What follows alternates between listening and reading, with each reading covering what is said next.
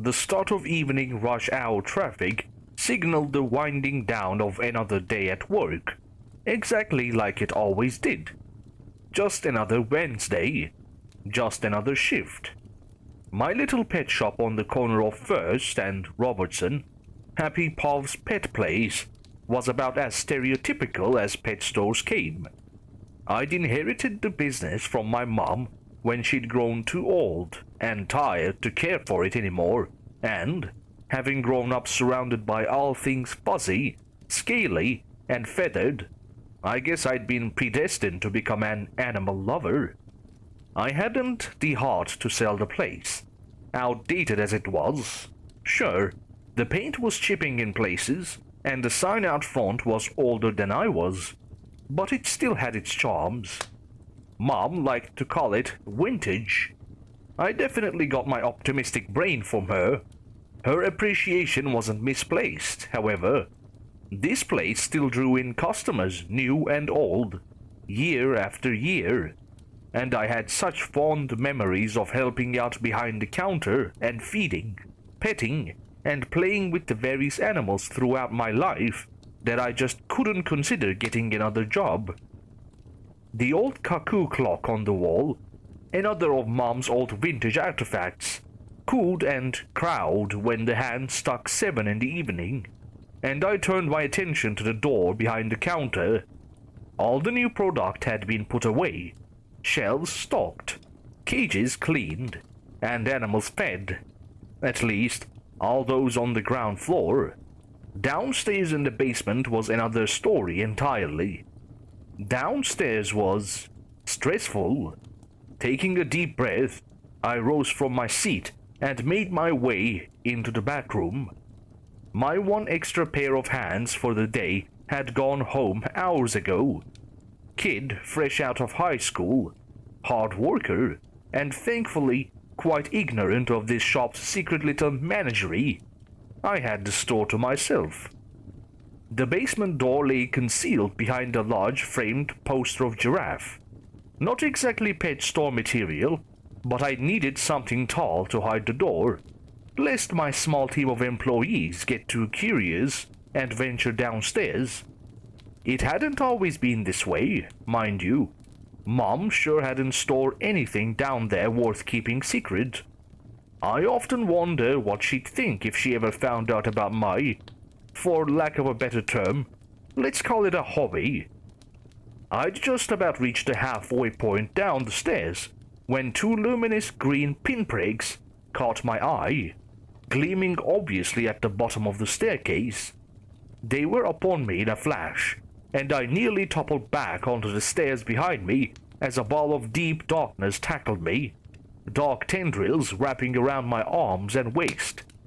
Rather than panic, like any normal or sane person might, I simply grumbled and straightened myself back up. Yes, hello, Shadow. I freed one hand from the amorphous mass of inky blackness that had pounced me and caressed the thing's head, or at least what passed for one, and listened to the sound of his purrs. I say purrs for lack of a better word.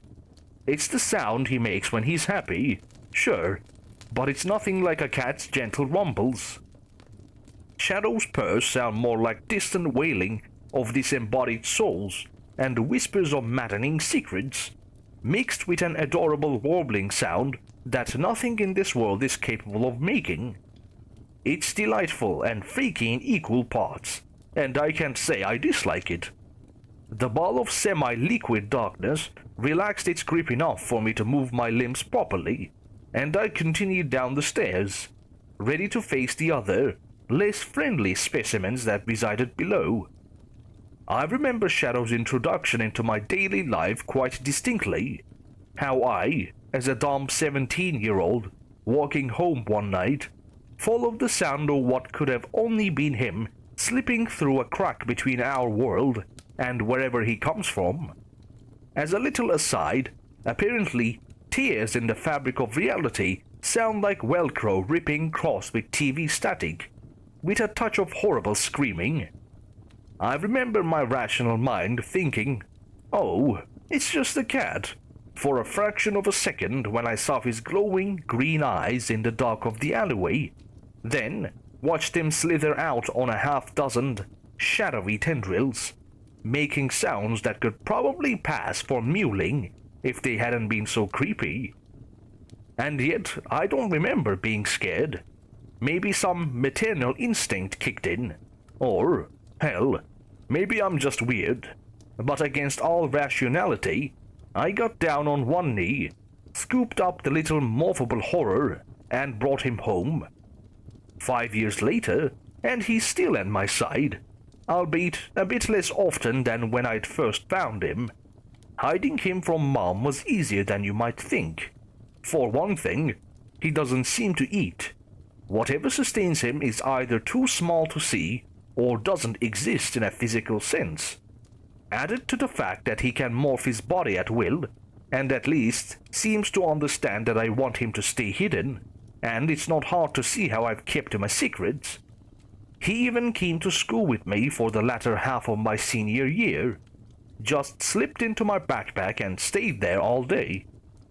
As time ticked by, however, and I went from lazy teen to working class adult, my time at home started to lessen, and I'd raise Mom's eyebrows if I took a backpack with me everywhere for seemingly no reason. Moving Shadow to the pet shop was just safer in the long run. I had a job to do, and God forbid he grow curious in my absence and spook the hell out of Mom. He's been my constant companion, whether I like it or not, and this has come with its own set of unique issues. The first, more endearing problem, if you can even call it one, is that he's very attached to me. I'm not sure if he's imprinted on me like a baby chick to its mother, or something else is going on, but he doesn't like it when I'm not around.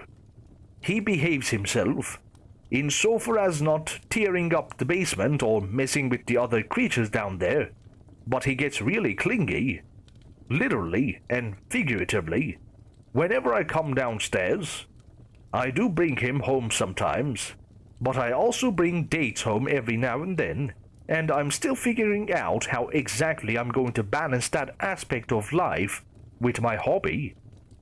The second issue is that, somehow, people found out about us, and I don't mean some customer stumbled upon the basement, or saw me walking home with Shadow one night, or anything like that. It's just a theory, and one I only thought up from reading silly sci-fi fantasy books, mind you, but I feel like creatures like Shadow mark the people who get close to them. They leave some trace of whatever otherworldly essence they bring with them to this world, and it sort of draws us mere mortals who experience these weird meetings of worlds together. Like 6 degrees of separation, except with eldritch abominations straight out of a Lovecraft novel. It started innocently enough. Someone came into the shop one day and lingered for a little longer than usual. I felt something odd about her, even though she looked like an ordinary old lady shopping for dog food. Then, out of the blue, and when the shop emptied out a little, she pulled me aside and asked me to help her with something. To cut a long story short, her granddaughter had caught a weird fish in the river and decided to keep it as a pet, but soon after decided it was scary and made weird noises, and almost wound up flushing it down the toilet. My customer, being the animal lover she was, took pity on the fish and brought it home. Oh boy, did she have an interesting night. Even in daylight hours, this fish looked strange.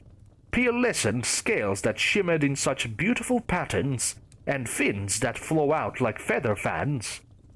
I swear this thing is a living fractal image. It's no wonder the kid scooped it up. It's too bad that, once night fell and the lights went off, she discovered that those shimmering scales come alive. It's actually really fascinating.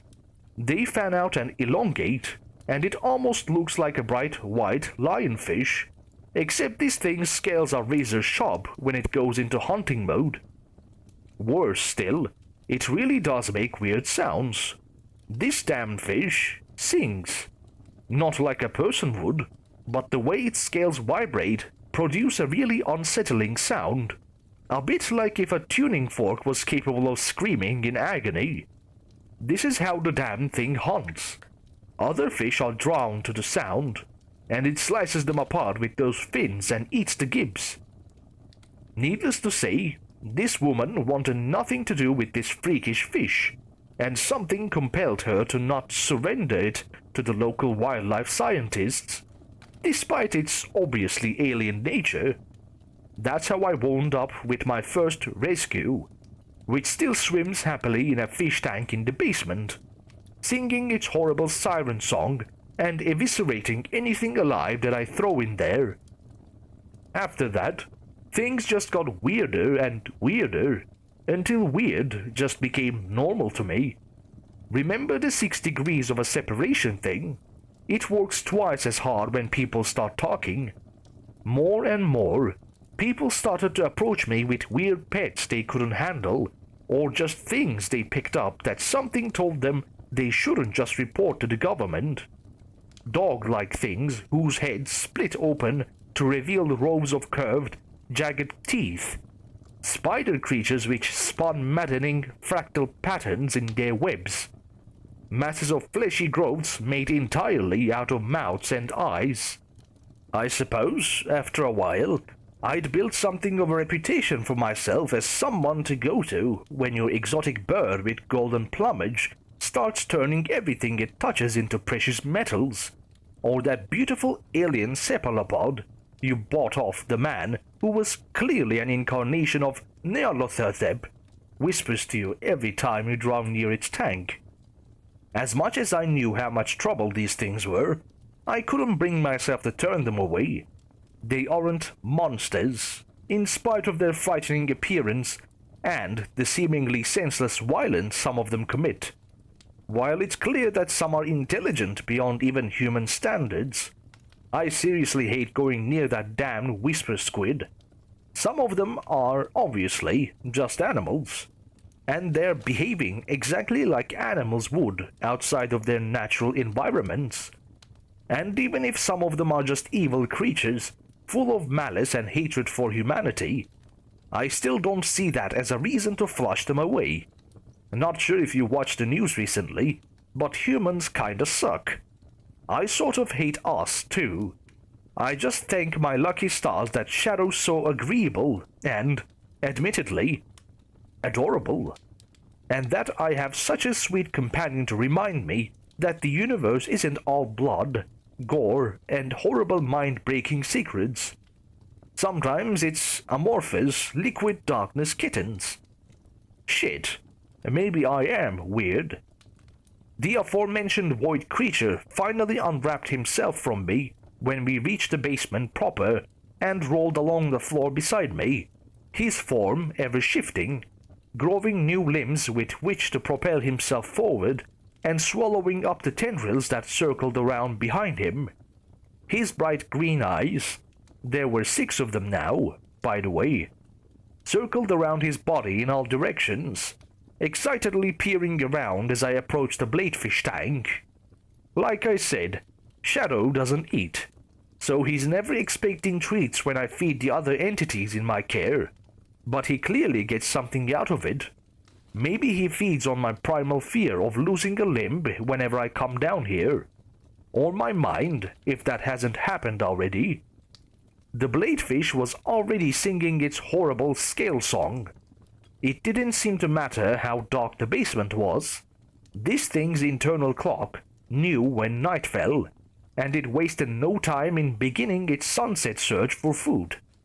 I grabbed the fishnet, dunked it into the feeder fish tank I'd set up nearby, and snatched up the 3 unlucky sacrifices for the evening.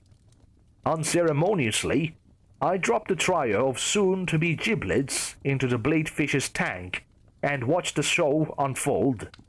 It was gruesome, as always.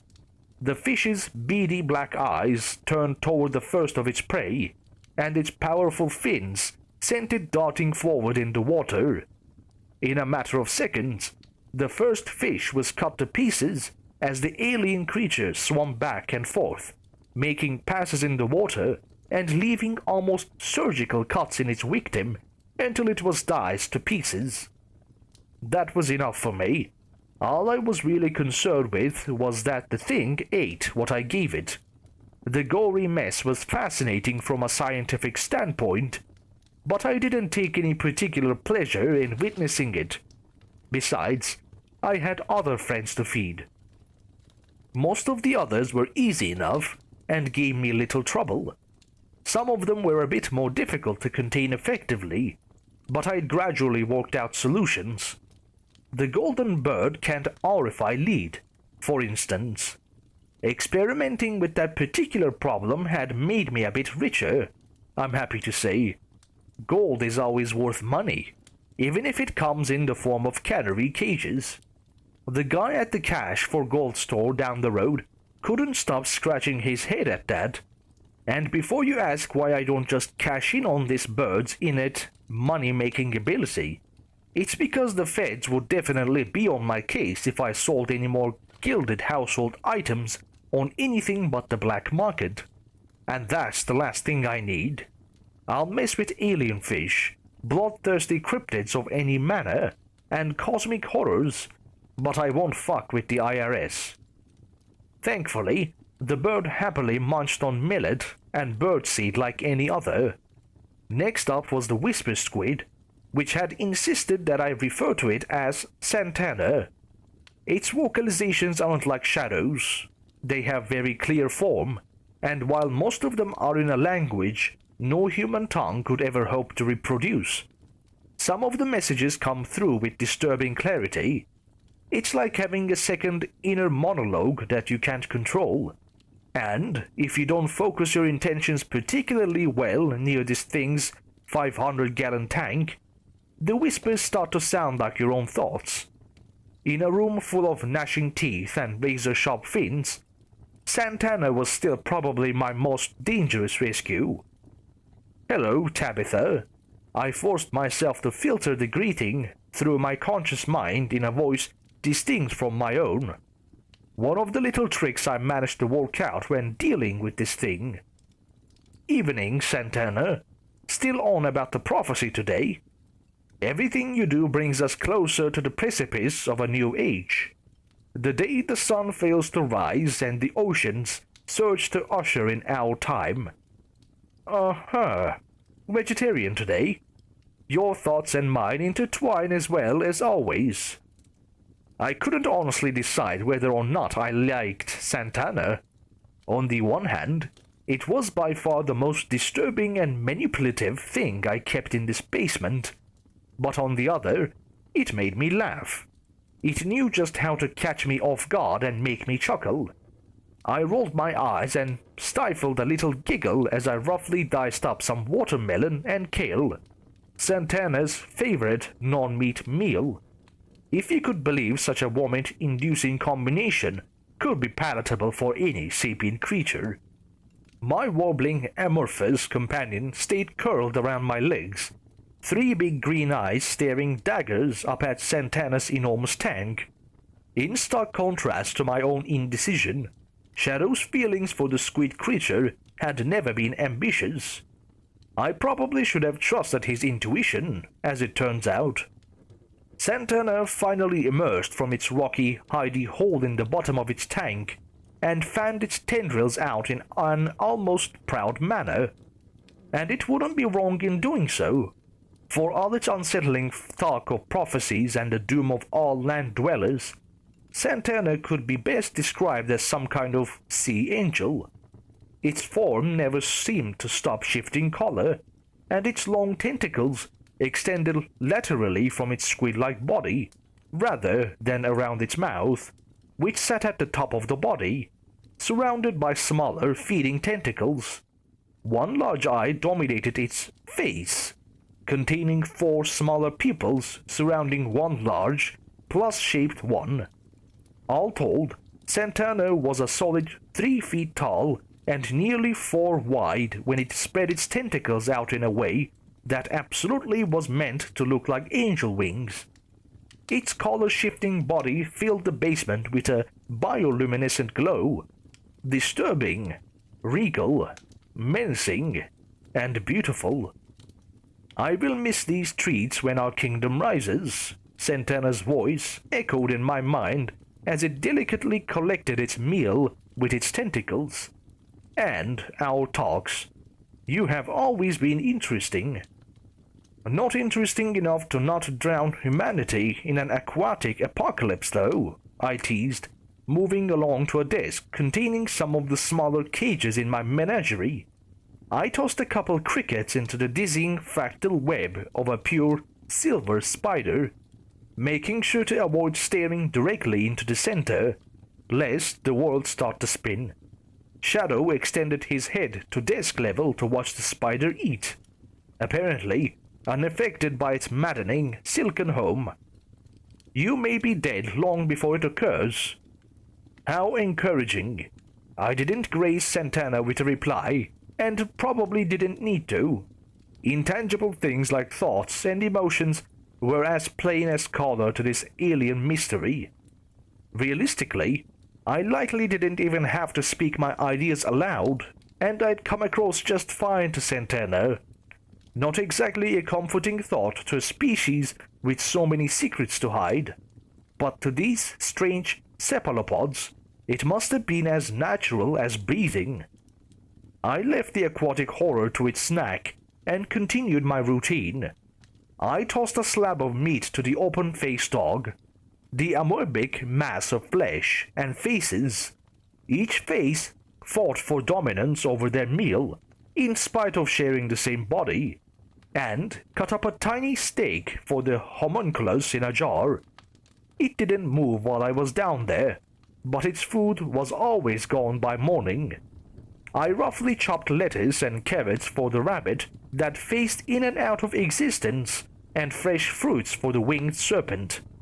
Another dozen animals with slightly strange and otherworldly qualities that hardly need mentioning compared to some of the others, all given their daily meals. It might sound weird, but after the first 2 or 3 of these, it just became normal for me. Shadow rolled along at my side, never lingering at one enclosure for too long. He seemed fascinated by the other specimens, watching them eat or run around or make their sometimes horrible sounds. He never attempted to touch any of them like a curious cat would, but it's still the impression that I got. Some half-formed hunting instinct that didn't quite develop into full-on pouncing. Well, except when it came to me, of course. Maybe his species, or however you could describe his kind, didn't count on human influences on their children, and this was the result. Every now and then he'd nuzzle up at my ankle, and I'd bend down to run my fingers over his smooth, somewhat oily head. I say oily, but the feeling doesn't translate to any residue or ichor on my hand. His form gives an impression of texture, but I don't really think he has one. Absently, I grabbed another big, round stick and turned toward a particularly large enclosure. One could even call it the main attraction, if this thing wasn't so horrible to look at. At the very least, cryptozoologists would have a field day here, because I'm pretty sure someone caught a... My mind froze for a split second. Something didn't quite add up, and in that fraction of a moment, my heart dropped to the pit of my stomach. The enclosure gate was open. The iron bars that kept this monstrous beast contained were flung wide, and there was no sign of the creature within. Shit, I hissed the word, chancing a closer look inside, hoping and praying that the thing just hadn't noticed its door being wide open. No such luck.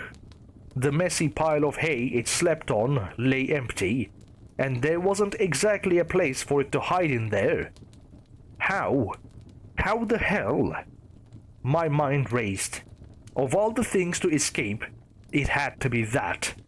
I retraced my steps from yesterday and tried to figure out just how the thing had gotten out.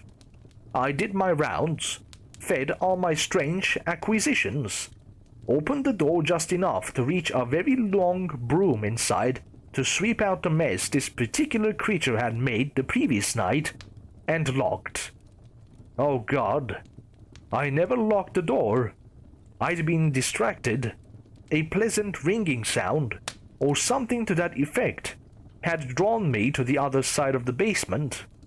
I never did discover its source, but now the feeling I'd gotten became clear in my mind. That calm realization of unimportance. The mental sensation of, I'll do it later. What the hell was I thinking? How could I possibly feel that way about something so dangerous? The answer didn't take long to reveal itself in the form of a chorus of sinister giggles, echoing inside my head. Oh, Santana, you bitch. Santana, where is the Chupacabra? The giggling turned into full-on laughter, and I threw up a mental brick wall to drown it out. My growing panic gave way to anger as I asked again. Damn it, Santana, where is the Chupacabra? Nearby came the Whisper Squid's playful echo. It wanted out, so I arranged a walk. You overly smug calamari. Where is it? The sound of claw tips tapping the floor from the other end of the basement reached my ears, and I turned. Out from under a tall desk crawled what I affectionately referred to as the Chupacabra. Was it actually the goat sucker of Puerto Rican urban legend? I can't say. Between the gnarled rat-like face, mouth lined with needle-like teeth, enough muscle to put a small workhorse to shame, and a back lined with bobbed, wicked quills, I couldn't think of a better name to give it. The goat-killing menace stood before me, breathing steadily, staring. I noticed a certain atypical emptiness in its gaze, and every so often it'd shudder and struggle against something unseen. I put two and two together quickly enough. You're controlling it. For the moment came Santana's arrogant whisper. Oh, how it fights my every compulsion. How its instincts reel against my invasive thoughts. Not like humans, who are so easily led by their emotions. Intriguing, this legend made flesh, but, ultimately, just another animal. Disappointing, fleeting in its usefulness. Why let it free? What are you trying to prove? I went to sidestep the mind-enslaved beast, but it snapped in my direction. I reeled back, effectively cornered in the rear section of the basement. Santana let another fluttering giggle flow into my mind. You keep such dangerous things down here. Who taught you to care for such things? What claim to proficiency can you possess? You, someone young, so foolish, so insolent. That'd be hilarious coming from that damn squid, if I wasn't currently staring death in the face. So what? I posed a dangerous question.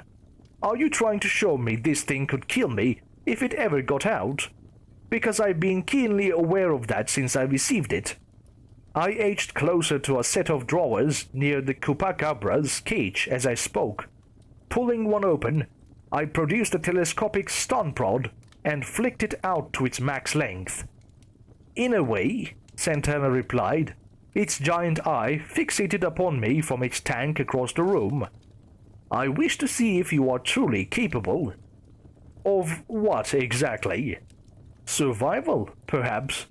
If you survive the cataclysmic rise of my people, you would have a place among us.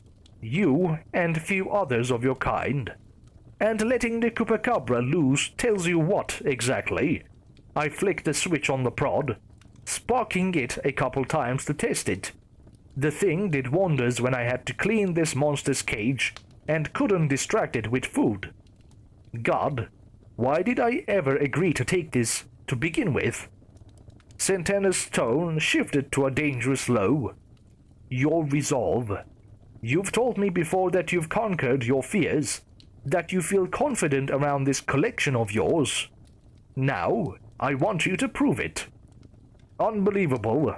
This talking seafood dish. I started to plan my way out of the basement. The direct path out was blocked, but there were a few desks and tables sufficiently high enough that I could crawl or roll under. All the while, I kept the prod held at the ready. And what happens if I die? Who's gonna feed you then? I'll inevitably end up where I need to be. Great. I hope whoever flushes you pisses in the toilet before they do. Such vulgarity! It truly isn't necessary. Entertain me, and I'm sure you'll survive. Now, do yourself a favor, and... Santana's voice trailed away from my mind, and the Chupacabra shuddered. Disturbingly, its mouth began to move, and it grunted and growled, almost like it was working out how to use its voice. Finally, it fixed its eyes upon mine, and groaned out a single word through grinning teeth. Run. All at once, the awareness returned to its pitch-black eyes. The Chupacabra shook its head, momentarily confused, as Santana apparently cut the strings it had attached to the beast. The quilled monstrosity turned its attention back to me and snarled, hunching down and rattling its quills together. I froze. Running was the absolute worst thing to do in this moment. Even an idiot knows not to provoke a chase from a wild animal. Hey, buddy, I started, holding up one hand while keeping my shock stick ready with the other. You know me. I feed you every day. We're cool, right? The snarling hiss I got in response immediately shot that possibility down. Retreat was the only option for now, and getting this thing back in its cage was paramount. I turned my body slightly and took slow steps back, and the thing matched me step for step. Shadow, I murmured, keeping my voice low so as not to unintentionally challenge the spiny dog rat stalking me to the back of the basement. My inky black companion quivered fearfully at my ankle and let out a tiny warble in response. Go hide, okay? Find a safe spot. Thankfully, Shadow's strangely remarkable grasp on English chose not to fail him, and he quietly slipped away into the darkness. I moved closer to the Chupacabra's cage, fighting every compulsion to run. I knew Santana had to be feeding them to me, tempting me to break, to give in to dumb animal instinct and become this thing's prey. I'd had more than my fill of that damn squid's tricks, though, and I wouldn't give it the satisfaction. Just get back in your cage. Back in your cage. I quietly begged the ratling, hissing quadruped as I neared its heavy-duty enclosure. The door was open wide enough for it to go through, but it wasn't just going to surrender its freedom on a whim. I groped for the handle of the fridge where I kept its food, never once taking my eyes off the beast. If I could just throw a big enough chunk of meat inside. But no, of course it wouldn't be that simple. The second I got the fridge open and the smell of chilled flesh wafted into the air, the thing went on alert. Its nostrils flared, and it jolted forward, though, thankfully, not at me. It slammed into the fridge as I dodged aside, making a feast of the, ordinarily, carefully rationed meat inside. Not exactly the outcome I'd planned, but it did give me an opening. I went for it.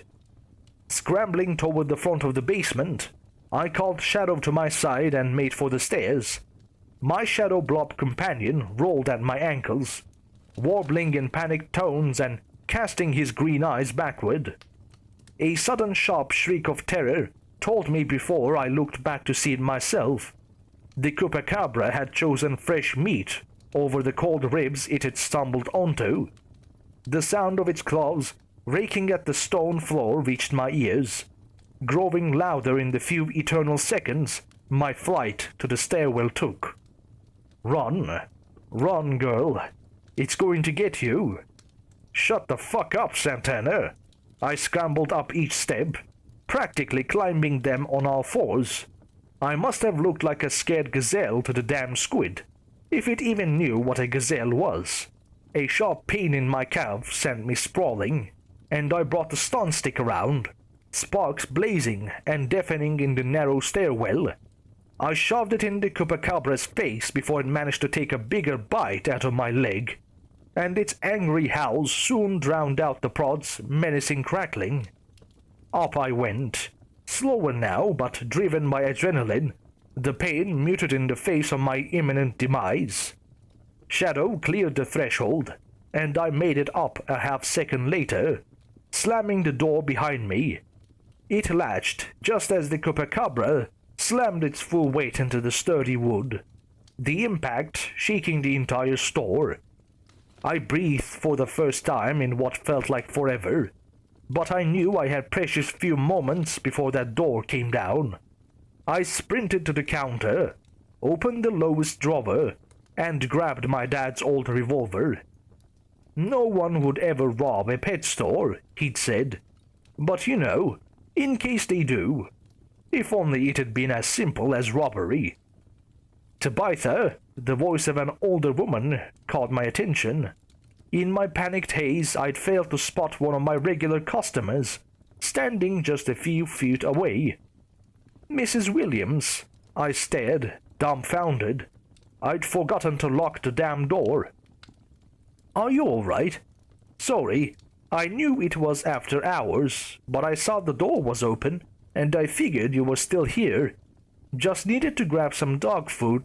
You need to go. I cast a glance back at the door, watched as its hinges bent with each impact on my pursuer's heavy frame. What? What's going on? Oh my god, you're bleeding. You need to leave, now. Too late.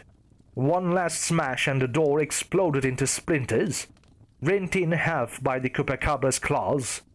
I wish I could say I put myself between the beast and Mrs. Williams, heroically shielding her from the rampaging whirlwind of teeth and claws I'd unwittingly unleashed. In reality, I aimed the gun as best as I could, squeezed the trigger over and over, and maybe struck the Chupacabra once or twice as it charged. Only it didn't come straight for me.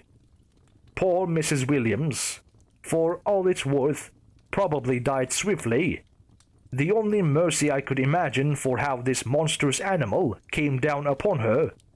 A shower of gore painted the shelves, floor, and counter bright red as the beast shook her apart, ravenous like a shark.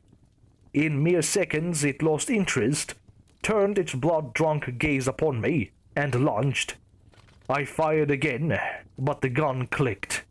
The impulse left my brain to drop it and grab the stun prod again, but all too late.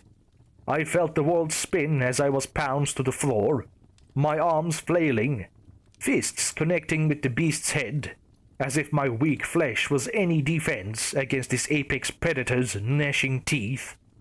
Time slowed as I realized this stupid hobby of mine was about to get me killed. I squeezed my eyes shut, awaiting the end. Only it never came. I became aware of a strange static in the air, and a sense of vertigo overtook me. I opened my eyes to see none other than shadow, stretched upward, shadowy tendrils spread wide, green eyes blazing with what could only be described as righteous anger. A low, growling wobble rumbled from within his dark form, and the Chupacabra trembled, skittering back several feet from my supine body. I could have squeezed my little body to oblivion in gratitude, but he wasn't finished. The sound of Velcro ripping, crossed with TV static, and the wailing of damned souls. Just how I remembered it from the night I found Shadow. What started as a thin black line in the air soon stretched wide, just short of the ceiling. Cloven tendrils slithered through to pry open the rift between dimensions, and a million, trillion luminous eyes, all colors of the rainbow and beyond, peered out into our world. The sound quickly became deafening, and in my peripheral vision I saw the Chupacabra, transfixed in abject terror, its quills pressed against its back. A deep, distinct wobbling came from the other side of the rift, its powerful resonance rattling every shelf in the store and pounding into my sinuses. Then there was Shadow, my adorable guardian, warbling right back, answering this otherworldly horror's call. The terrifying and beautiful exchange went on for several minutes, and Shadow rolled himself between me and the rift, ethereal tentacles coiling around my legs protectively. Another set of wobbles, rumbles, and squeaks passed back and forth between Shadow and what I could only assume were the rest of his kind, and suddenly all the eyes in this parallel universe were upon the Chupacabra. It rose, not of its own accord, but through some gravity-defying force emitted from the rift. It flailed and gnashed in panic, running in place. It might have been comical in another context that didn't involve the bloody death of my favorite customer. The denizens of Shadow's world lifted the beast into the air, and I felt a force push outward from the rift that I can't properly describe. The next thing I knew, the Chupacabra was howling and wailing in agony as it was ripped apart, atom by atom, dissolving into a haze of gore, bone, and chitinous plates. Slowly at first. By the time 30 seconds passed, the beast burst into a flash of energy, the echoes of its final death cries ringing in my ears as the rift began to close. Shadow kept his eyes on it the whole time. Gentle coos and chirps rolled forth from the rift, and my companion answered in kind. A decision had been made, an agreement sealed. The hole ripped open between two worlds stitched itself together again, the last vestiges dissolving into threads of darkness, then vanishing altogether. Silence hung over the shop, and Shadow rolled onto my chest, his eyes turning to mine. Concern shone more clearly than ever in his gaze, and in that moment, everything came crashing down. I held my little friend close and cried, curled up on the floor and wailing as reality slammed against my fragile ego. I could handle weird. I could even handle danger. But I'd just gotten someone killed. Apparently, that was where my messed up brain hit its limit. I'm not sure when the police arrived. Never on time in this city. Nor do I remember exactly when the unmarked black vans rolled up, and men in hazard suits flashed badges that sent the cops away. Confused and definitely not paid enough to question why. Everything went by in a haze for the next few days, and it was nearly a week later before I'd snapped out of the daze I'd found myself in, sitting in a small, featureless room akin to those interrogation rooms you see in cop movies. Except these guys weren't cops. I still don't know who they are, or which three-letter organization they truly represent. I just call them the Feds, because who else drives black vans and dresses all their guys in black suits, sunglasses, and earpiece mics? I'll try to summarize what happened while I was in their custody, but it was all so much that I'd probably forgotten a lot of it. To address the elephant in the room, the whole incident was covered up as a car accident. A drunk driver sped down the street and slammed into the shop, crashing through the wall. The news articles printed after the fact were so convincing that no one would think to question it. Mrs. Williams was just an unfortunate victim in the wrong place at the wrong time, which wasn't entirely false, but the accident was claimed to have been so awful that a closed casket funeral was the only option. Her family came by after I was released and told me how much she loved coming over and chatting about dogs and their quirks. I could hardly contain my guilt, but didn't dare tell them the truth. Maybe it's better that way, both for my own conscience and to spare them the mental imagery of the Wish's cryptid attack. The feds tried to contain Shadow once they found us, but the little guy just refused to be held in whatever boxes they tried to stuff him in. Even the fancy shit, electromagnetic containers, or maybe something entirely more exotic, failed to hold him. So they'd begrudgingly allowed him to stay with me, seeing as he absolutely would not leave my side. I guess they figured he wasn't going anywhere as long as they had me. They told me I'd been largely catatonic, that I had post-traumatic stress, and would likely need counseling. Not from any ordinary shrink, of course. It'd have to be at this facility. They tested me for all kinds of diseases, radiation, weird otherworldly infections and mental corruptions, but came up with nothing. I told them my theory about how people touched by weird stuff tend to attract each other, and their doctors seemed real interested in my menagerie and the people who'd managed to find me in spite of how secretive I'd been. So maybe it's more than just a theory. Speaking of my collection, the feds took most of it. I can't exactly say I'm sad to see some of them go, but they let me hold on to some of the more benign ones. If you think that's a weird thing for a clandestine government agency to do, well, the reasoning is sound. They want to find more of these things. They've known about aliens and extra-dimensional creatures for some time, but my shop was something of a unique opportunity for these things to sort of fall into their lap. Why spend resources hunting these things down when they'll all eventually congregate in one easily monitored spot? So, throughout our many lengthy conversations, I was offered something sort of resembling a job. Keep collecting strange beasts, write reports, and surrender the ones that are dangerous. Of course, that means my freedoms are severely restricted. My moments of privacy are incredibly limited now, and my job at the pet shop is basically a cover at this point. But let me tell you, hush money is a thing, and I don't have to sell golden bird cages anymore with this kind of cash. As for the bastard who set this whole thing in motion, Santana disappeared in the chaos. How? I have no idea, but that crafty squid could have probably vanished any time it wanted. From the very beginning, it had been toying with me, measuring me up as someone with potential to survive its prophesized apocalypse.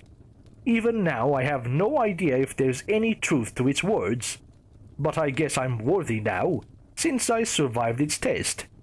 Only time will tell. Just watch the tides, I guess, and get to the highest point possible if anything weird starts to happen in the ocean. As for me, I'll continue my work, keep on collecting weird and dangerous pets that just so happen to be cosmic horrors beyond our comprehension, and Shadow will be right by my side, warbling and bubbling like always. My little eldritch horror and my adorable savior from a world of darkness. It's weird to say, but I couldn't see myself doing anything else. For better or for worse, this is what I was meant to do, and I couldn't be happier. If you ever come across something bizarre and otherworldly, just hold on to it for a while. You'll find me eventually, if my theory holds up. But for the love of God, don't send me another damn chupacabra. That's your problem, buddy.